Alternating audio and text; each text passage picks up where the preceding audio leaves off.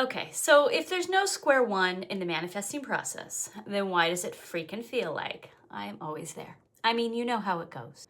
You find alignment, you search and search for that feeling, you've got it going on, and then you like walk outside your bedroom and everything you encounter seems to run counter to the vibration you've established. I react totally not in alignment to my daughter's refusal to wear a coat.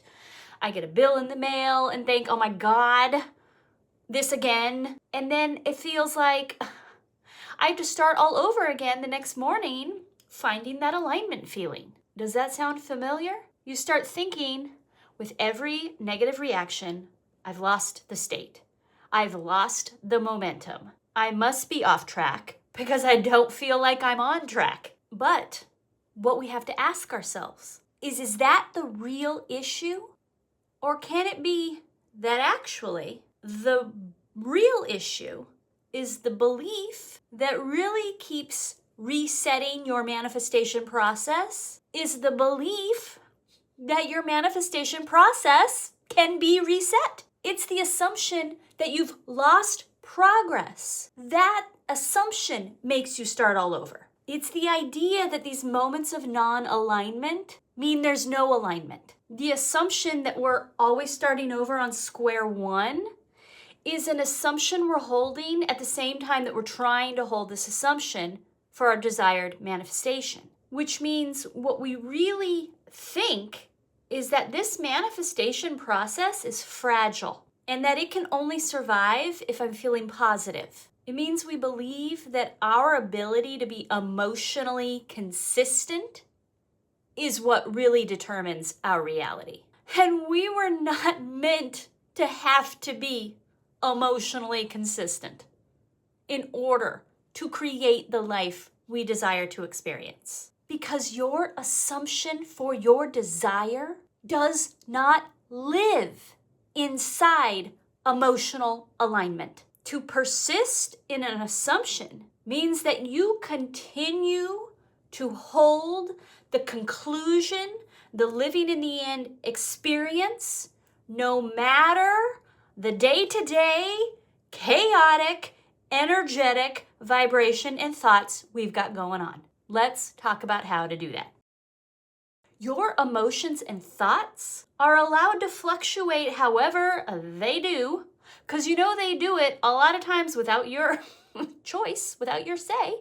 The thoughts just come. Well, that can happen within the underlying container of the assumption of the wish fulfilled, of our persistence. And that is the key to your manifestation. Thinking about your assumption as the container, not your thoughts and emotions. If you have assumed you are loved, then a rejection on Tinder and the disappointment that follows does not undo that assumption. If you have accepted the assumption that you are financially secure, then a moment of panicking over an unexpected bill does not undo that assumption.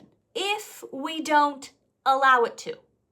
If we don't accept that as a sign that we've started back on square one, that we've undone all of our manifesting processes. It is up to us to hold the assumption, to toe the line in the face of any situation or circumstance. We're not allowing a bad mood to change the assumption we hold for our desire.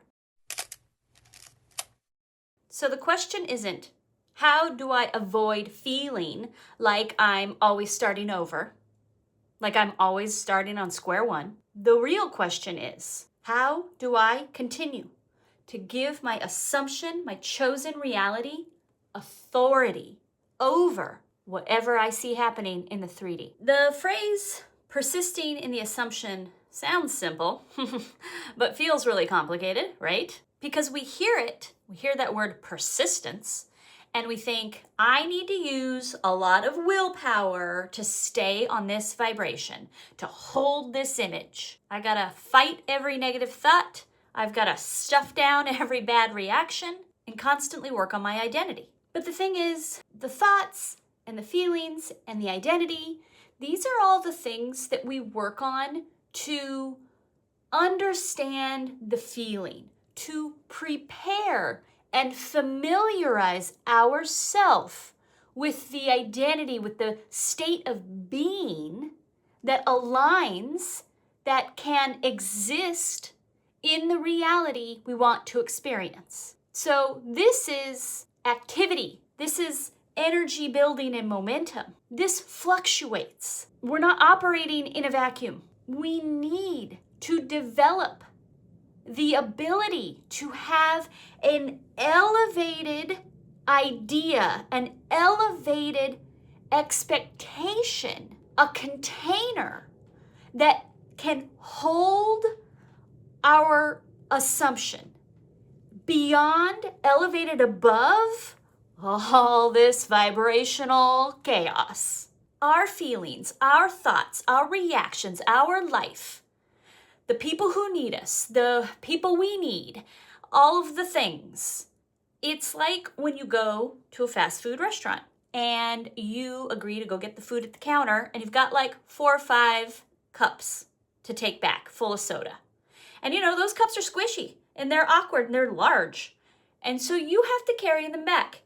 And it's awkward and it's hard and you have to concentrate and you have to balance and you have to think about it the whole time. That's like trying to hold our assumption at the same time as balancing and managing all of our vibration. Okay? That's hard. That's hard. There is an easier way. There is that cardboard drink caddy that they can hand you, and you put all those cups in, and then you just carry it back without even thinking about it. We must develop our own spiritual drink caddy to carry, to hold, and keep all of our thoughts and feelings. It's okay. They can bounce all around. I've got this underlying structure that'll hold on to it. That is our assumption, and we elevate that out beyond the chaos by having faith. This is what faith is for. Faith is the continuity that runs underneath all of our changing emotional states. When you have faith in your assumption, nothing that happens can knock you back to square one because you always have faith. Without faith, nothing is possible. With faith, nothing is impossible.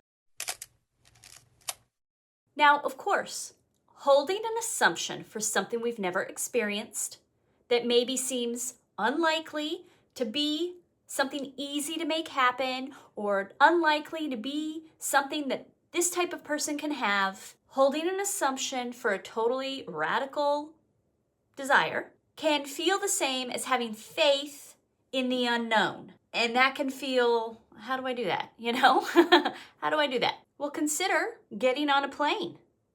I don't know how those things work. I know somebody worked it out.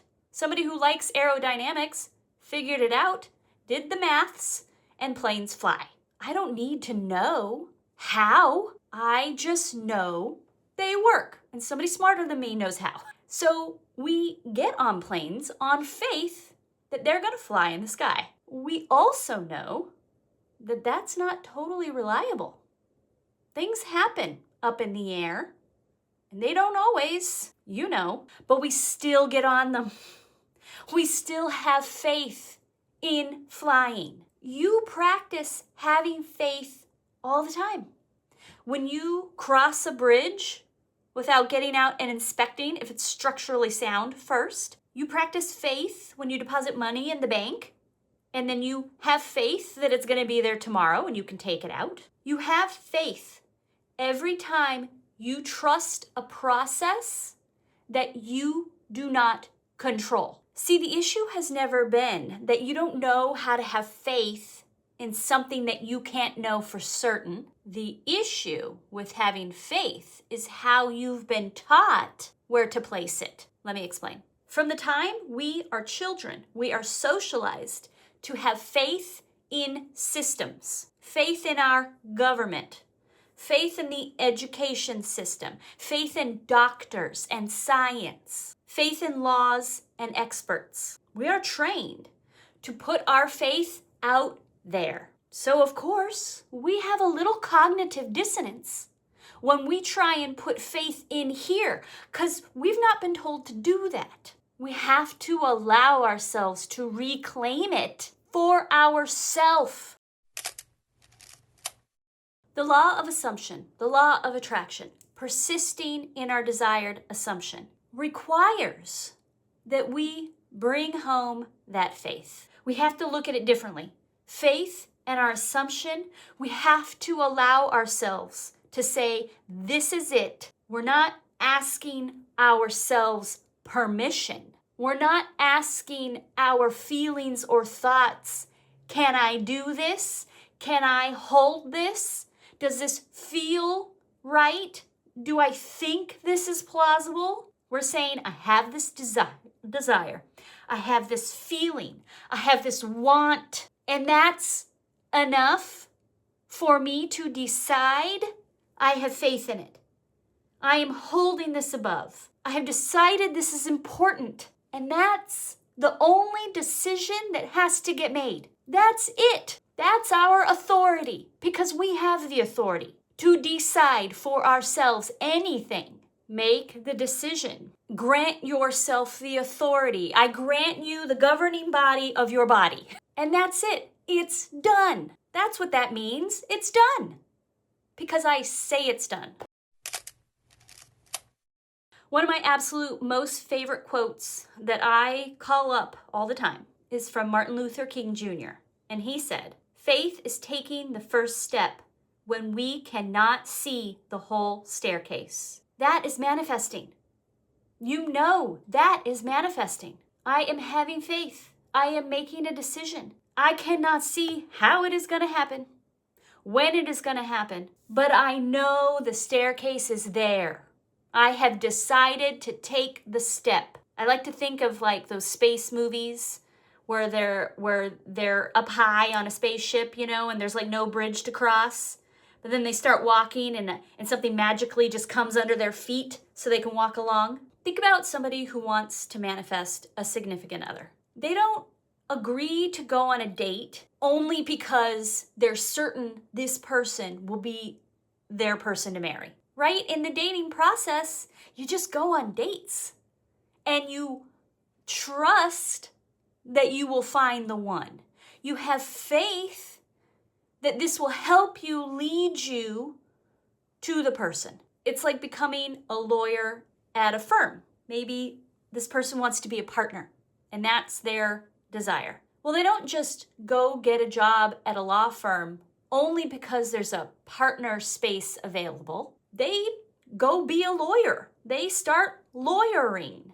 And they know that the path will unfold to bring them to their desired manifestation. And this leads us to a great question to ask yourself. Can I allow my life to be the life I choose? Can I trust myself enough to keep walking, to keep persisting without constant reassurance that it's true for me, that I'm doing it right? I know we look for reassurance because we want to feel safe. I get it. But often that's sort of a disguise of searching for permission. It's sort of that energy of having faith in systems, wanting to come back. But instead, we're the only authority. We're the only system. Lastly, one more way to hopefully ground down this point. I like to read a lot, and I have a very bad habit. When I'm reading a book and I'm really like invested in this character and I'm really like, oh, I want, the couple to get together, or I want the hero to live, I skip to the end of the book. I want to know how it ends. I can more comfortably go through the story then, knowing, yes, they end up together. Because we know that the middle of the story can sometimes seem rough. It doesn't seem like the lovers are going to end up together. Okay, it seems like the hero is stuck in a situation where there's no way they're going to get out of it. The journey does not always represent what the end looks like. We know this is true. You've got to give yourself a little grace. Be a little easier going with yourself and the process and the energy you're carrying. Allow yourself the grace of having faith that this story is unfolding, and it may seem sketchy and chaotic and like, I don't know how it's going to end up, but you do know, because you've written the ending of the book. You've decided the end of the book. Don't let your eyes or the 3D reality or some expert on TV tell you your book is not going to end the way you've decided. Have faith in your own inner authority. Have faith in your assumption. Allow it to come to you. That's all it takes. I really hope this video was helpful, and I look forward to bringing you more. I always read the comments. If you have any questions or topics you would like me to cover, I'm all ears. Thank you.